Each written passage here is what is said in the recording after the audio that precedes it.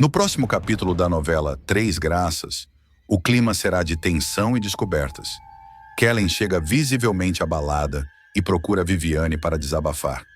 O pai de Júnior morreu. A revelação pega todos de surpresa, reacendendo as lembranças da relação conflituosa entre pai e filho. Viviane tenta acalmar a moça, mas percebe algo estranho. Um silêncio pesado paira no ar, como se a morte escondesse segredos que ninguém quer revelar. Enquanto isso, Joaquim continua inquieto com os medicamentos da farmácia social. Ele procura Misael e o convence a compartilhar suas suspeitas com outras pessoas.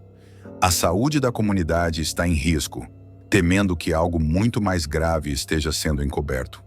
Antes de continuar, clique no botão de gostei, se inscreva no canal e comente de qual cidade você assiste a novela. Na fundação, Arminda perde a paciência.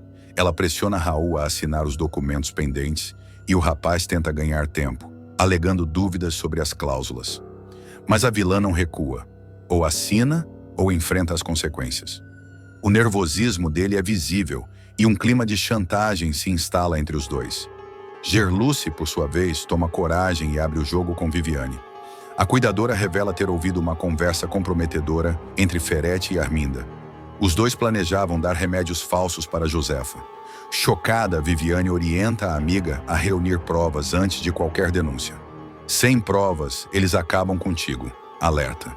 Enquanto a verdade começa a se desenhar, o luto se espalha pela cidade. Bagdá recebe a notícia da morte de Albano e decide pagar o enterro. Durante o velório, Meg surge de surpresa e Bagdá exige que ela volte para casa. Júnior, ao vê-la ali, fica em choque, mas a dor dá lugar ao perigo quando Macedo entrega a Ramalho as coordenadas para seguir Gerluce. Sem desconfiar que está sendo vigiada, ela entra num ônibus, levando um caderno com anotações secretas. Ao descer, é abordada por Kátia, esposa de Gilmar, e afirma com firmeza que tudo entre ela e o motorista acabou. O que Gerluce não imagina é que Ramalho observa cada gesto, pronto para atacar. Gerluce invade o quarto das Três Graças e descobre dinheiro escondido. Desesperada com a doença da mãe e sem saber mais a quem recorrer, Gerluce tomará uma decisão extrema: roubar Arminda. O plano arriscado nascerá de um impulso, mas também de um sentimento de injustiça acumulado. Afinal, a cuidadora se sacrificou por meses, sendo humilhada, maltratada e subestimada, enquanto via o luxo e o descaso da patroa. A trama começará numa noite silenciosa, quando Josefa, entre tosses e suspiros, chamará Gerluce até o quarto. A idosa, num lampejo de lucidez, abrirá a gaveta da cômoda e mostrará um molho de chaves antigas, algumas enferrujadas, outras reluzentes. Essas abrem todos os cômodos da casa, minha filha, inclusive aquele que ela tranca com tanto zelo, dirá Josefa com voz rouca. Gerluce arregalará os olhos, sem acreditar no que ouve. A cuidadora tentará resistir. Não posso, dona Josefa. Se ela descobre, me manda embora na hora. Mas a velha, com um olhar de quem já perdeu o medo da filha, responderá: quem não arrisca, morre pobre e humilhado. E você não nasceu para isso. A frase ecoará na cabeça de Gerluce, que mais tarde, sozinha no corredor, tomará a decisão que mudará seu destino. Enquanto Josefa finge dormir, Gerluce se aproxima da cômoda. O coração dela bate acelerado. Cada rangido do assoalho parece um trovão. Com as mãos trêmulas, ela pega o molho de chaves, respira fundo e caminha até o fim do corredor. A luz amarelada da casa balança com o vento que entra pela janela entreaberta. O silêncio é cortado apenas pelo som das chaves tilintando. O quarto das Três Graças, nome dado por Arminda à sala trancada, sempre foi um mistério. Nenhum funcionário ousava se aproximar. Alguns diziam que ali dentro havia peças de arte raras, outros que Arminda escondia documentos comprometores. Quando a fechadura gira, o som metálico faz Gerluce prender a respiração. A porta se abre lentamente. O ambiente é frio, quase sem vida. No centro, a escultura das Três Graças brilha sob a penumbra. As figuras femininas em mármore parecem observá-la. A moça se aproxima, fascinada, mas, ao olhar para o canto, vê duas sacolas de supermercado no chão. Curiosa, ela se agacha, abre uma delas e sente o impacto. Maços de notas de R$ 200. Dinheiro, muito dinheiro, empilhado de forma desorganizada, como se alguém o tivesse escondido às pressas. A expressão de Gerluce muda. De espanto, passa ao desespero. Meu Deus do céu, é por isso que ela vive trancada aqui dentro. Sussurra, as mãos tremendo. Ela não consegue decidir se deve pegar uma parte para salvar a mãe ou fugir imediatamente. O dilema moral a dilacera. Nesse instante, um som ecoa pelo corredor. O estalido de uma chave na porta principal. A voz de Arminda rompe o silêncio da madrugada. Que silêncio! Tomara que tenham morrido todos, dirá jogando a bolsa no sofá. Tem alguém que ainda esteja vivo nessa casa? Cadê você, sua velha maluca? E a sua escrava Isaura? Quer dizer, Gerluce? Gritará com desprezo. Gerluce congela. O suor escorre pela nuca. Ela olha ao redor procurando um esconderijo. O único ponto possível é atrás da escultura. A cuidadora se abaixa, respirando devagar, enquanto o som dos saltos de Arminda ecoa mais perto. No quarto de Josefa, a idosa desperta com o grito da filha. Fingindo surpresa, ela decide agir rápido. Sabe que Gerluce está correndo perigo. Ai, meu Deus! Exclama, se jogando da cama com um gemido ensaiado. O corpo cai ao chão com um estrondo. Arminda para no corredor, a centímetros da porta das Três Graças. Ela segura a chave, pronta para girá-la, mas o barulho vindo do quarto da mãe a distrai. O que é isso agora? Resmunga, largando a chave e correndo para lá. Quando Arminda entra no quarto, vê Josefa caída no chão. O que é que você está fazendo aí, sua velha idiota? Pergunta com sarcasmo. Eu caí, Arminda. Não tá vendo? Responde a mãe, com esforço para disfarçar o alívio. A megera se aproxima, sem paciência, e a ajuda a se levantar com brutalidade. E a Gerluce? Onde se meteu aquela sonsa? Questiona, estreitando os olhos. Foi ao banheiro. Disse que já voltava, mente Josefa, fingindo dor nas costas. Arminda desconfia. Banheiro? Às 2 da manhã? Essa casa virou hospedaria de loucos. Ela encara a mãe por alguns segundos, mas decide voltar ao corredor. Só que antes de sair, Josefa a segura pelo braço. Fica aqui, filha. Eu tô tonta. Me ajuda a deitar. Arminda suspira impaciente. Tudo eu nessa casa. E bufando, volta a acomodar a mãe na cama. Enquanto isso, Gerluce, ainda escondida atrás da escultura, tenta recuperar o fôlego. O coração dela parece bater alto demais. Ela aperta os olhos, pedindo a Deus que Arminda não volte. Minutos depois, a vilã sai do quarto da mãe e caminha lentamente pelo corredor. Olha em direção à porta trancada, mas hesita.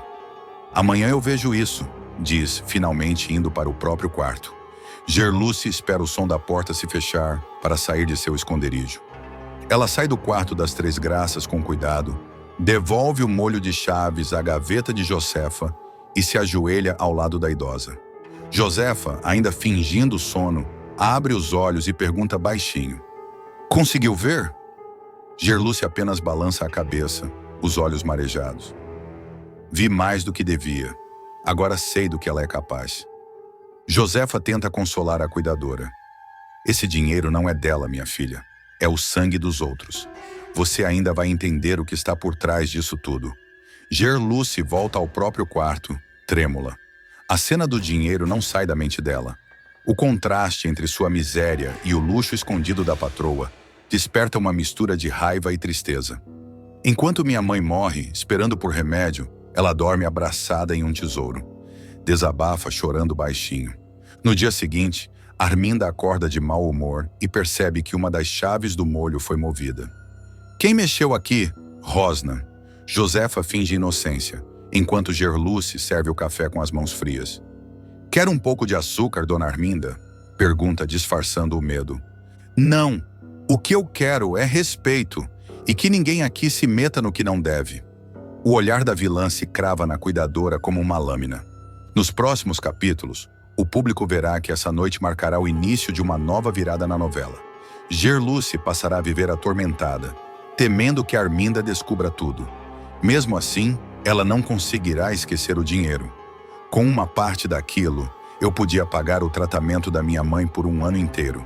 Repetirá em voz baixa, obcecada pela lembrança. Enquanto isso, Josefa começa a perceber que as chaves podem ser a única arma que tem contra a própria filha. Um dia essa cobra vai provar do próprio veneno, dirá, encarando o crucifixo na parede. Mas Arminda, desconfiada, mandará Ramalho investigar discretamente se alguém entrou no quarto. O capanga revistará as câmeras e descobrirá que uma delas foi desligada por alguns minutos. Não foi coincidência, concluirá. A tensão aumentará quando Arminda, furiosa, disser: se eu descobrir que alguém entrou naquele quarto, não vai sobrar ninguém para contar história. Gerluce, sem imaginar que está sendo vigiada, voltará ao local dias depois para tentar entender o motivo de tanto segredo.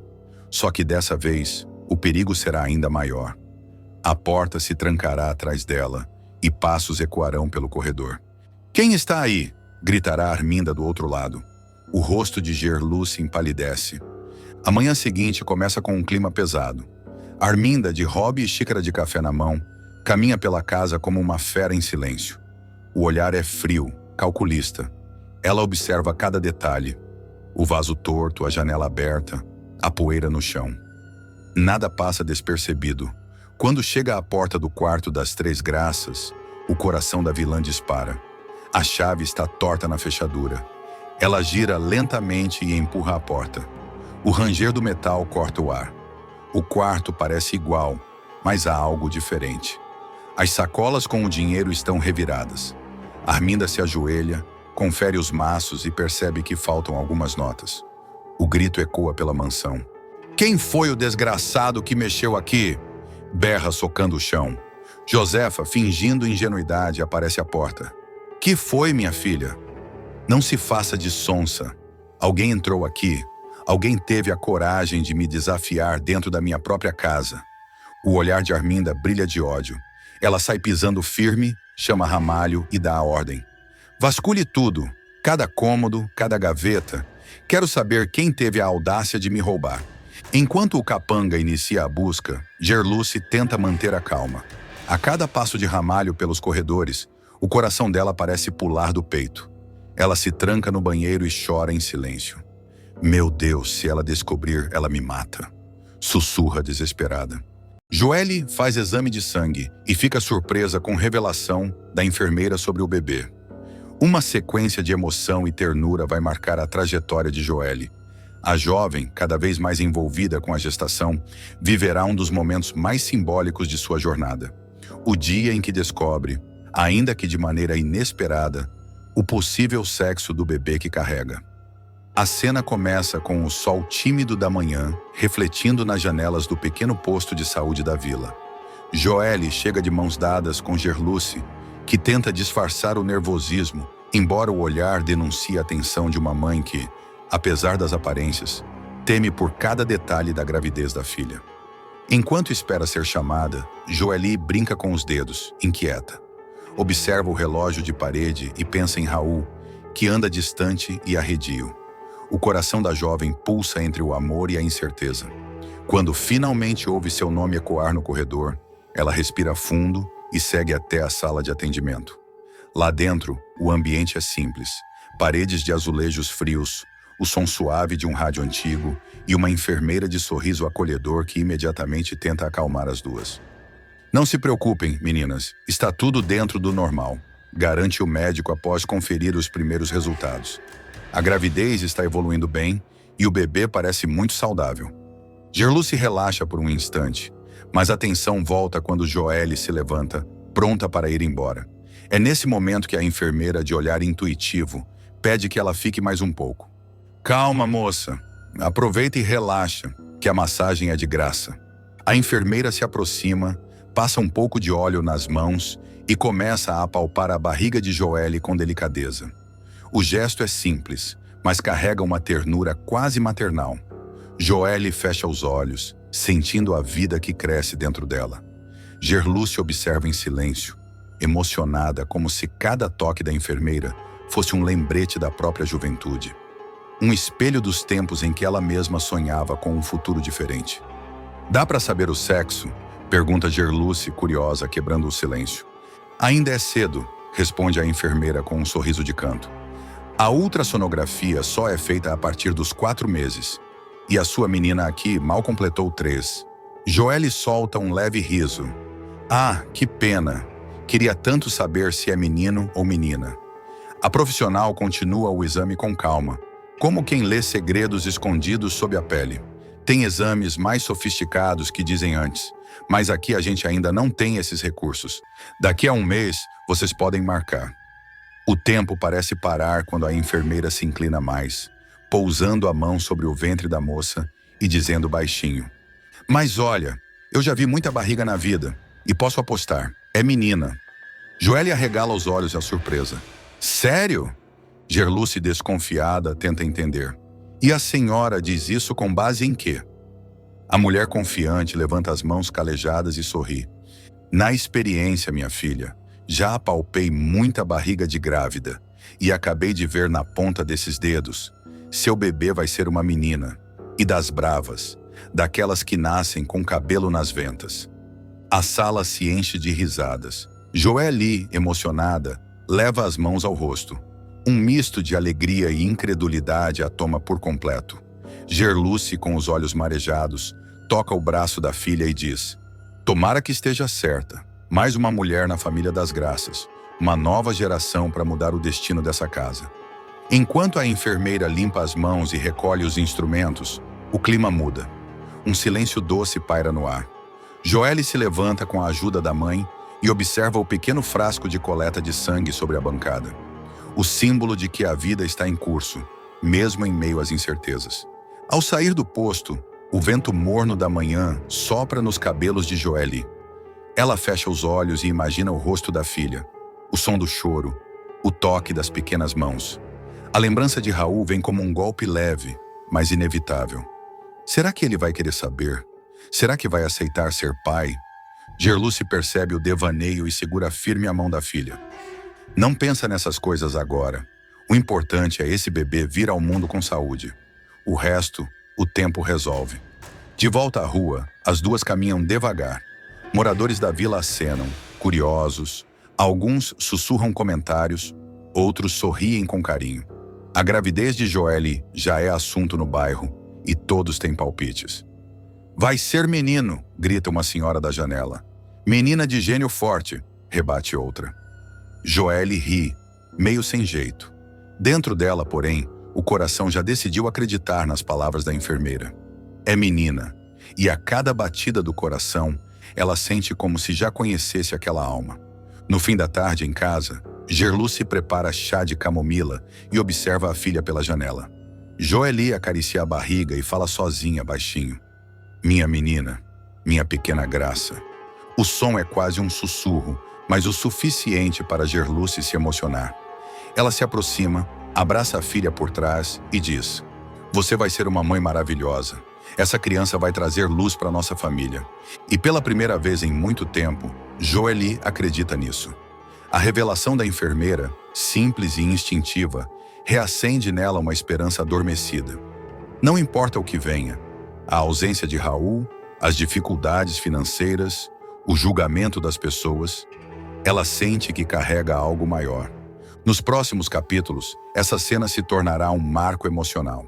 A menina das graças, como a enfermeira previu, será mencionada por outros personagens, como um presságio de mudança. Josefa, ao saber da previsão, dirá com humor: mais uma mulher para colocar ordem nesse pedaço. Arminda, por outro lado, torcerá o nariz, dizendo que essas coincidências não passam de conversa de parteira. Ao cair da noite, a lua se espelha nas poças de chuva recém-caída, e Joelle contempla o céu pela janela do quarto simples. O som dos grilos e o balanço do vento nas cortinas formam uma trilha suave, enquanto ela acaricia a barriga, sorrindo sozinha. A lembrança da enfermeira ecoa como um mantra. É menina, pode apostar. O pensamento traz um conforto diferente, uma sensação de destino traçado. Pela primeira vez desde o início da gravidez, Joelle não sente medo, sente força, sente que não está mais sozinha. Gerluce entra no quarto com uma coberta dobrada e observa a filha em silêncio. A ternura e também um arrependimento contido nos olhos da mãe. Quer que eu fique aqui com você? Pergunta baixinho.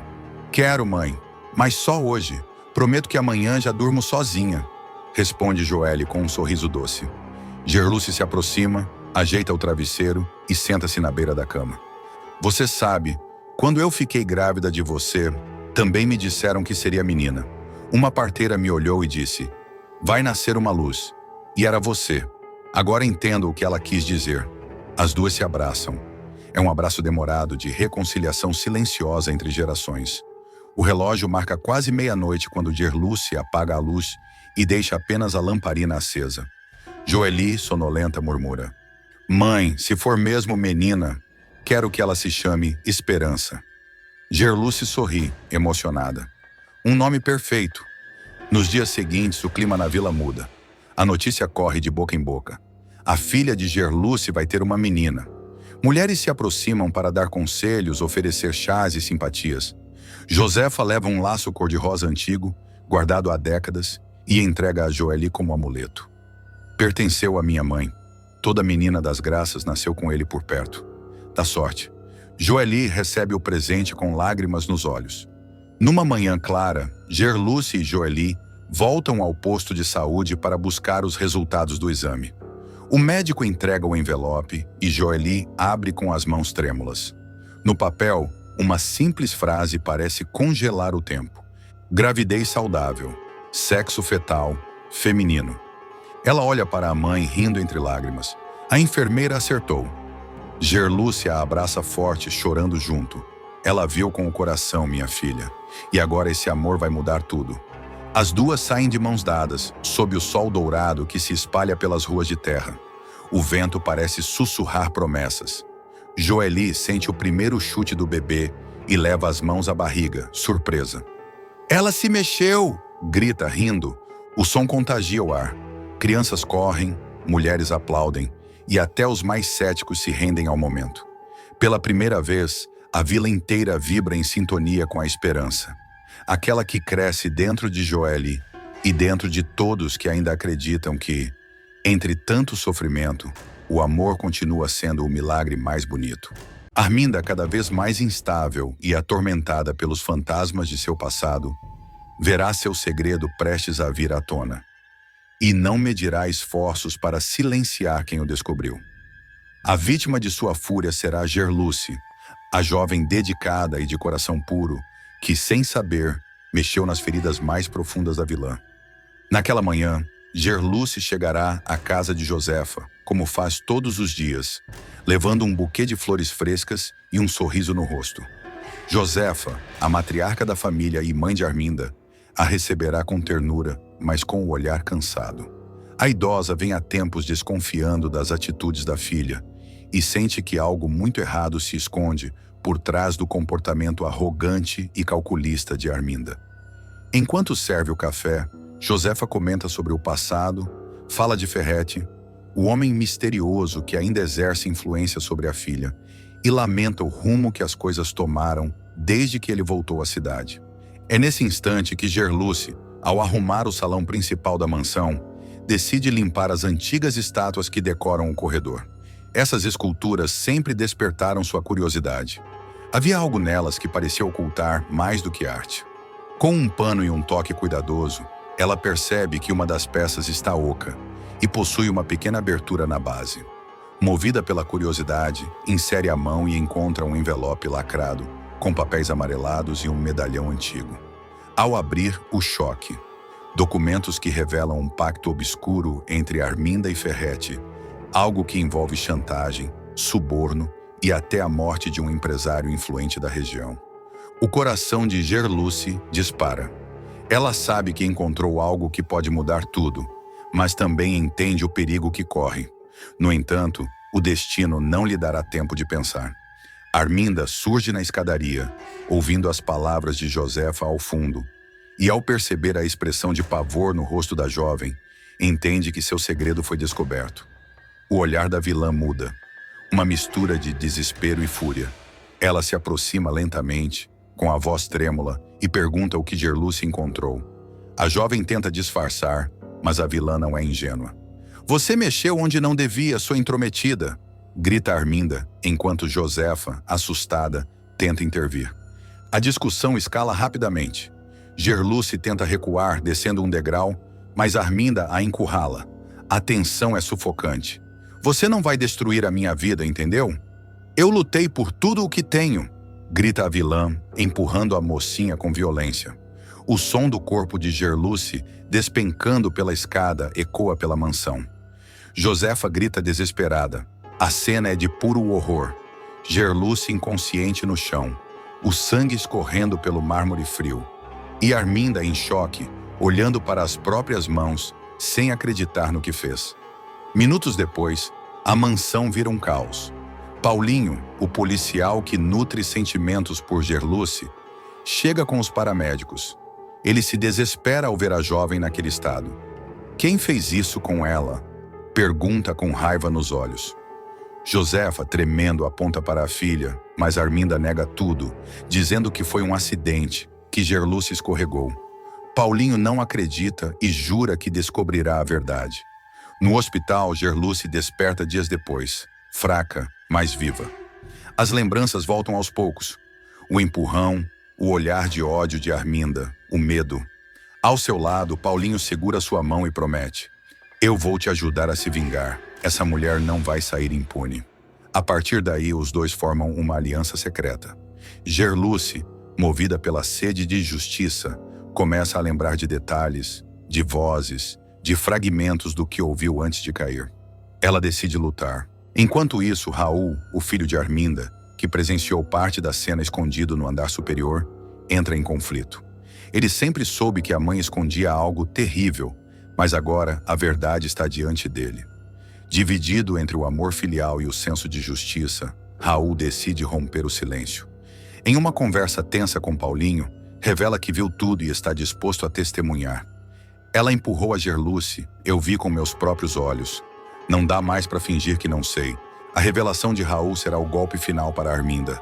A vilã, acuada, tentará manipular o filho, dizendo que tudo foi um acidente, mas o rapaz não cairá mais em suas mentiras.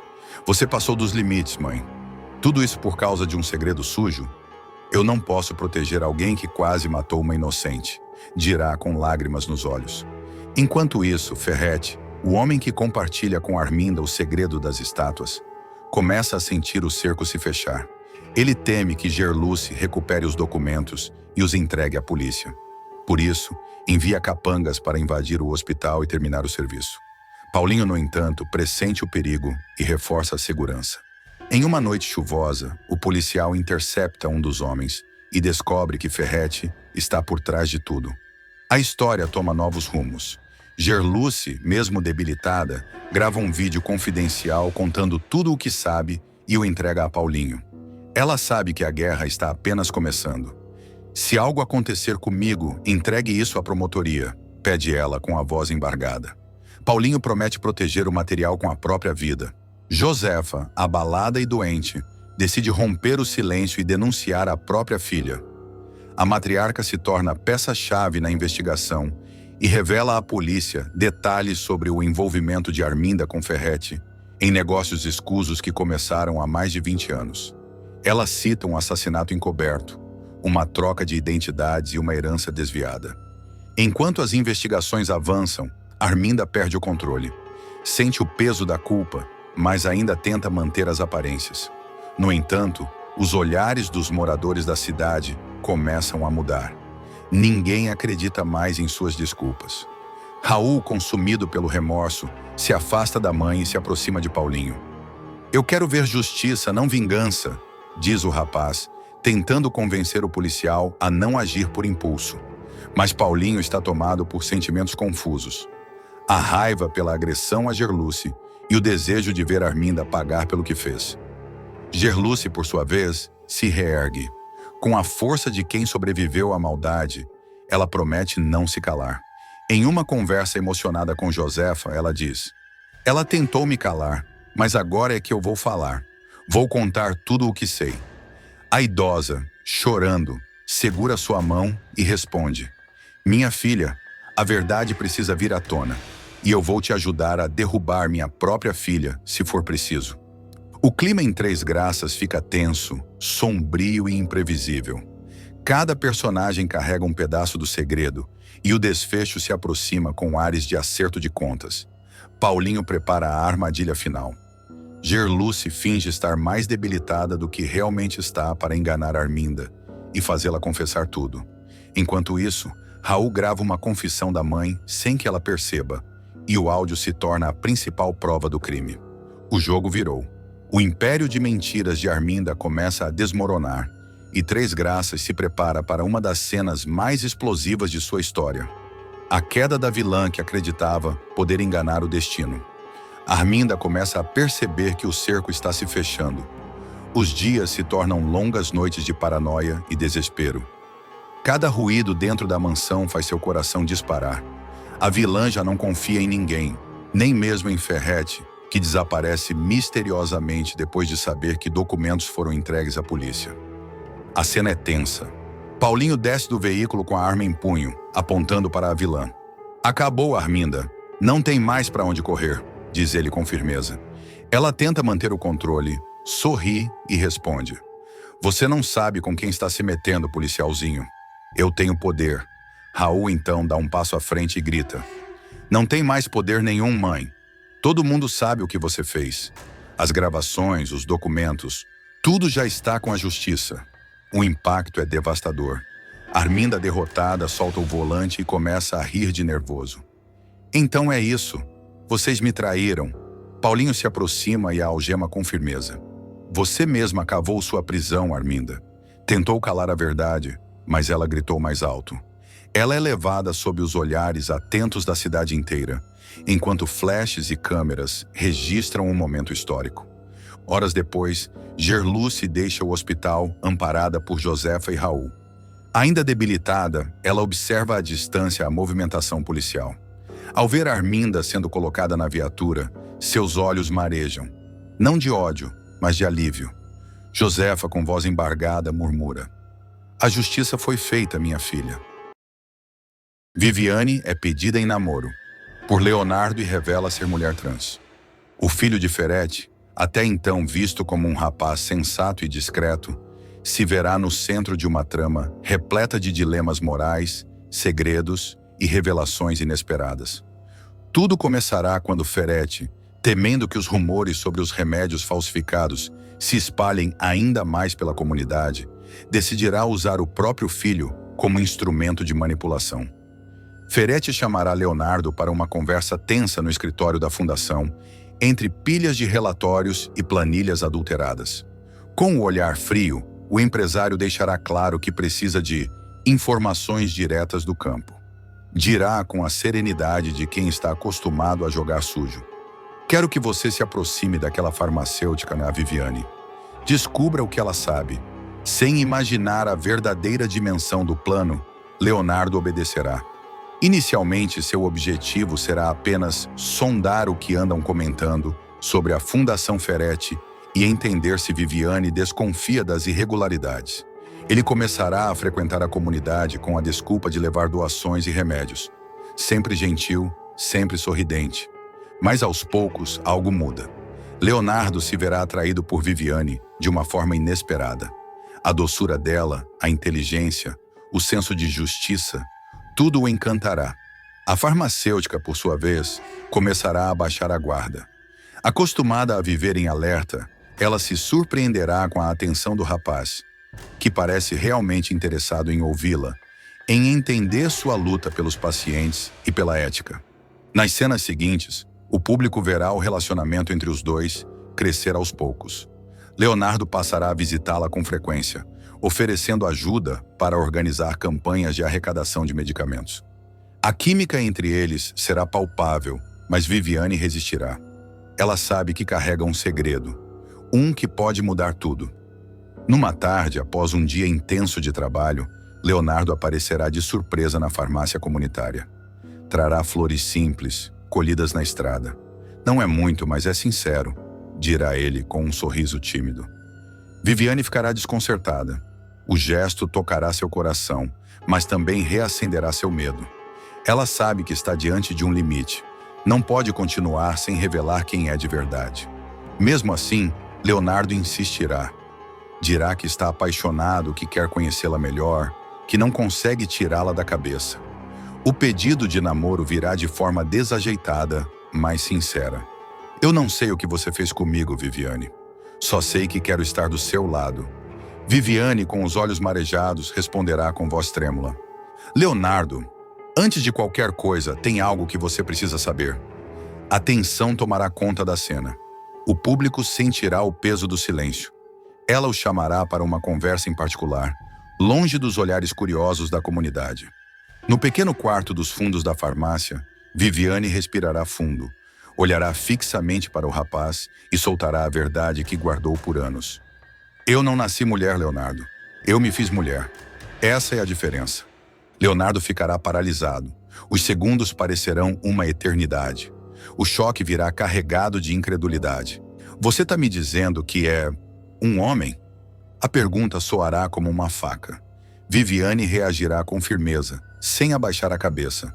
Eu sou quem sempre fui, e não te enganei, só quis ter o direito de ser amada do jeito que sou.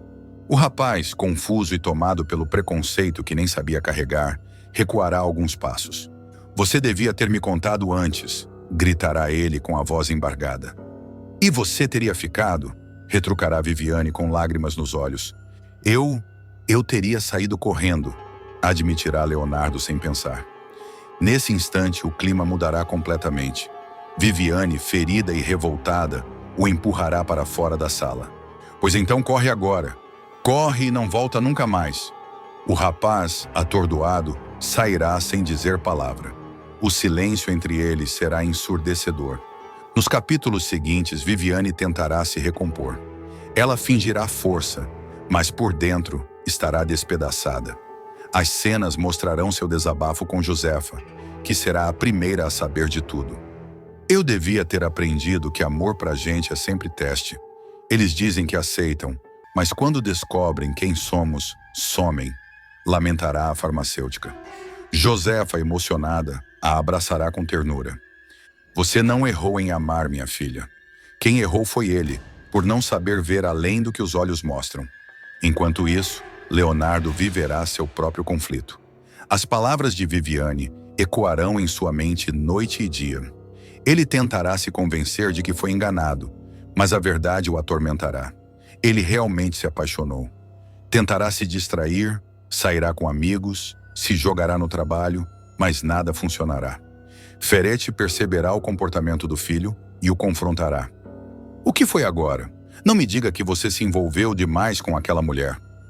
Leonardo, num lampejo de sinceridade, responderá. Não é aquela mulher. É Viviane. E ela é diferente de tudo que eu já conheci.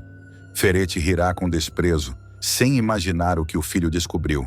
Diferente, é?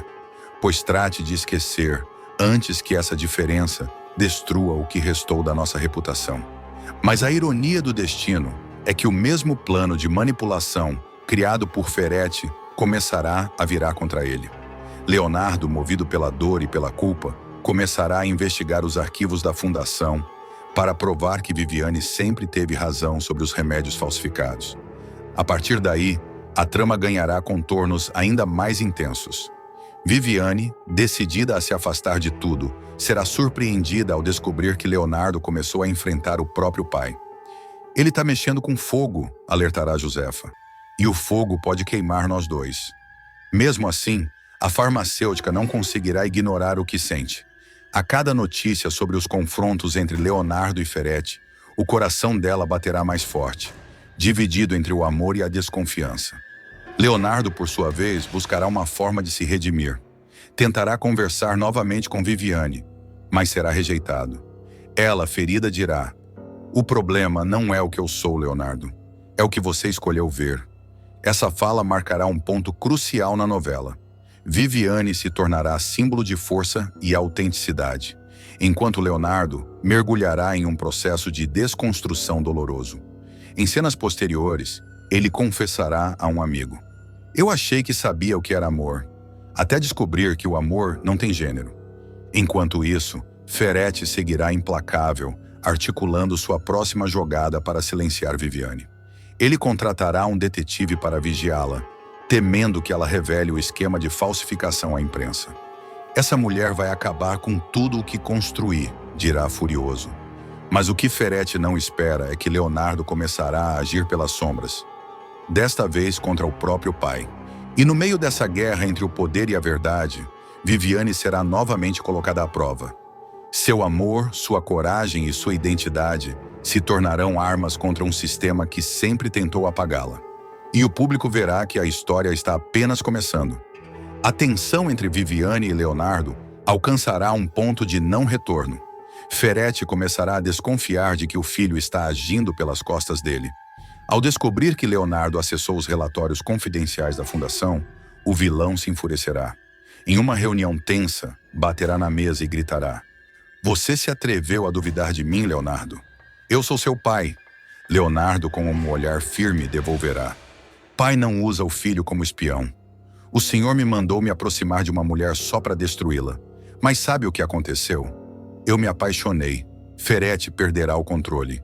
Ele ameaçará cortar o filho da empresa e o expulsará da fundação. Você vai se arrepender de ter se voltado contra mim", berrará. Enquanto isso, Viviane enfrentará dias de terror. Um estranho começará a rondar sua casa. Cenas noturnas mostrarão passos ecoando, sombras se movendo e a farmacêutica desconfiando de que está sendo observada. Josefa tentará convencê-la a sair da cidade, mas Viviane se recusará. "Eu não vou fugir, não de novo. Dessa vez quem vai correr são eles", dirá, determinada. Em um momento de tensão máxima, Leonardo aparecerá à sua porta, ferido e com um envelope nas mãos. "Esses são os documentos que provam tudo", dirá ele ofegante. "Ferretti falsifica os medicamentos e desvia verbas da fundação. Eu preciso que você entregue isso à imprensa." Viviane ficará dividida. Ainda magoada, perguntará: "Por que eu acreditaria em você agora?" "Porque eu vi quem ele é. E agora eu sei quem eu sou também." A cena será marcada por uma tensão silenciosa. Ela olhará para ele, enxergando pela primeira vez arrependimento genuíno. Mesmo assim, decidirá agir com prudência. Guardará os documentos e prometerá pensar no que fazer. Na mesma noite, homens a mando de Ferretti invadirão a farmácia. Eles revirarão tudo, quebrando frascos e destruindo medicamentos. Quando Viviane chegar, encontrará o local devastado. Em meio aos cacos, ela verá um bilhete: "Você mexeu com gente grande." Esse será o estopim. No dia seguinte, Viviane procurará a imprensa. Levará os relatórios falsificados, os recibos adulterados e as provas entregues por Leonardo. A denúncia ganhará força, espalhando-se rapidamente nas redes sociais. A imagem de Ferretti começará a ruir.